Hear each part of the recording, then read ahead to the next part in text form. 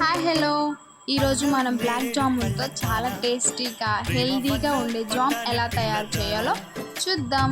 First అయితే జామున్ ఫ్రూట్స్ని clean చేసుకొని దాని సీడ్స్ అండ్ దాని పల్ప్ని వేట్ చేసుకోవాలి. వేట్ చేసుకున్న తర్వాత ఇట్లా మిక్సీ జార్లోకి దాని పల్ప్ అంతా వేసి షుగర్ లేదా బెల్లమైనా యాడ్ చేసుకోవచ్చు. నేనైతే షుగర్ యాడ్ చేసుకున్నాను, యువర్ చాయిస్. ఇలా యాడ్ చేసుకున్న తర్వాత దాన్ని బాగా గ్రైండ్ చేశాక ఇలా ఒక ప్యాన్లో దాన్ని పేస్ట్ అంతా వేసుకొని ఇంకా స్టవ్ ఆన్ చేసుకొని బాగా థిక్నెస్ వచ్చే వరకు కలుపుతూ ఉండాలి. ఇలా థిక్నెస్ వచ్చాక ఒక లెమన్ తీసుకొని కొద్దిగా నిమ్మరసం యాడ్ చేశాక జామ్ అనేది చిక్కగా అవుతుంది. చిక్కగా అవ్వే వరకు అది కలుపుతూ ఉండాలి.